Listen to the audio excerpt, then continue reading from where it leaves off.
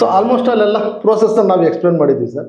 But ಆದರೆ ನನಗೆ ಇನ್ನೂ ಸ್ವಲ್ಪ ಡೀಪಾಗಿ ಯಾಕೆ ಹೋಗೋಣ ಅಂದರೆ, ಈ ತುಂಬ ಗೊಂದಲ ಆಗೋದು ಮಕ್ಕಳಿಗೆ ಕಾಲೇಜ್ ಸೆಲೆಕ್ಷನ್. ಹೌದು, ಎಷ್ಟು ಹೇಳಿದ್ರು ಕೆಲವು ಫ್ರೆಂಡ್ಸ್ ಹೇಳ್ತಾರೆ ಅಂತ ತುಂಬಾ ಕಡೆ ಇನ್ಫಾರ್ಮೇಶನ್ ಬರೋದ್ರಿಂದ ಸರ್, ನಿಮ್ಮ ಪ್ರಕಾರ ಈಗ ಒಬ್ಬನಿಗೆ ರ್ಯಾಂಕ್ ಬಂದಾಗಿದೆ, ಅವನಿಗೆ ಯಾವ ರೀತಿ ಕಾಲೇಜ್ನ ಚೂಸ್ ಮಾಡ್ಕೋಬೇಕು ಅಂತ?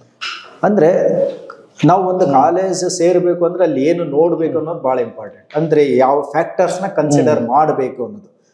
ಫಾರ್ ಎಕ್ಸಾಂಪಲ್, ನೀವು ಒಂದು ಕಾಲೇಜ್ ABC ಅಂದರೆ ಆ ಕಾಲೇಜ್ ಯಾವಾಗ ಸ್ಟಾರ್ಟ್ ಆಯಿತು, ಅದರ ಪ್ರಮೋಟರ್ಸ್ ಯಾರು, ಸಂಸ್ಥಾಪಕರು ಯಾರು, ಮತ್ತು ಅವರ ಹಿನ್ನೆಲೆ ಏನು. ಈಗ ಉದಾಹರಣೆಗೆ ನಾನು ವರ್ಕ್ ಮಾಡ್ತಕ್ಕಂಥ ಕಾಲೇಜು ಪ್ರಸ್ತುತ ನಾನು Sai Vidya institute of technology Rajanakote Yelahanka, ಅಲ್ಲಿ professor in mechanical engineering department ಮತ್ತು ಪಬ್ಲಿಕ್ ರಿಲೇಷನ್ ಆಫೀಸರ್ ಕೆಲಸ ಮಾಡ್ತಾ ಇದ್ದೀನಿ.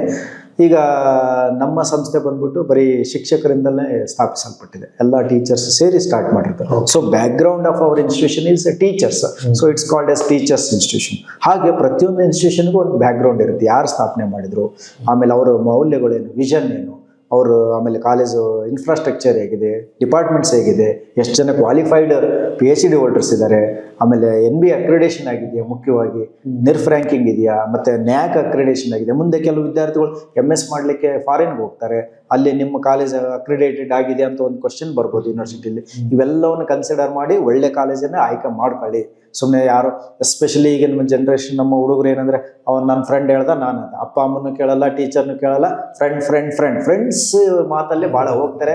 ಬಟ್ ಫ್ರೆಂಡ್ಸ್ಗಿಂತ ಜಾಸ್ತಿ ಈ ಒಂದು ಅಂಶಗಳನ್ನ ಗಮನದಲ್ಲಿ ಇಟ್ಟುಕೊಂಡು ನೀವು ಕಾಲೇಜನ್ನು ಚೂಸ್ ಮಾಡಬೇಕು. ಓಕೆ. ಸೊ ಈಗ ಪ್ರೊಫೆಸರ್ ಏನು ಹೇಳ್ತಿದ್ದಾರೆ ಅಂದರೆ, ಈಗ ನಿಮ್ದು ಆಲ್ರೆಡಿ ರ್ಯಾಂಕ್ ಗೊತ್ತಾಗ್ಬಿಟ್ಟಿದೆ ಅವರಿಗೆ. ಆ ರ್ಯಾಂಕಲ್ಲಿ ಒಂದು 25-30 ಕಾಲೇಜ್ಗಳು ಯಾವ್ಯಾವ ಬರುತ್ತೆ ಅನ್ನೋದು ಗೊತ್ತು. ಅದನ್ನ ಮತ್ತೆ ಆರ್ಡರ್ ಚೂಸ್ ಮಾಡುವಾಗ ಇವೆಲ್ಲ ಪ್ಯಾರಾಮೀಟರ್, ಪ್ರಮೋಟರ್ ಯಾರು, ಆ ಕಾಲೇಜಿನ ಶಿಕ್ಷಕರು ಹೇಗಿದ್ದಾರೆ, ಬರೀ ವೆಬ್ಸೈಟ್ ಒಂದು ನೋಡ್ಬಿಟ್ಟು ಫಿಸಿಕಲಿ ನೀವು ಸಾಧ್ಯವಾದ್ರೆ ವಿಸಿಟ್ ಮಾಡಿ, ಅಲ್ಲಿ ಮಾತಾಡಿ, ಪ್ರಿನ್ಸಿಪಲ್ ಹತ್ರ ಮಾತಾಡಿ, ಪ್ಲೇಸ್ಮೆಂಟ್ ಆಫೀಸರ್ ಹತ್ರ ಮಾತಾಡಿ, ಅಡ್ಮಿಷನ್ ಆಫೀಸರ್ ಹತ್ರ ಮಾತಾಡಿ, ಅಥವಾ ಡಿಪಾರ್ಟ್ಮೆಂಟ್ HODs ಹತ್ರ ಮಾತಾಡಿ, ಎಲ್ಲ ಮಾಹಿತಿ ಕೊಡ್ತಾರೆ ಸರ್. ಇವತ್ತಿನ ಕಾಲದಲ್ಲಿ ಯಾವುದೇ ಕಾಲೇಜ್ಗೆ ಹೋಗಿ, ಎಲ್ಲ ಇಂಜಿನಿಯರಿಂಗ್ ಕಾಲೇಜ್ನಲ್ಲೂ ಮಾಹಿತಿ ಸಂಪೂರ್ಣ ಕೊಟ್ಟೇ ಕೊಡ್ತಾರೆ.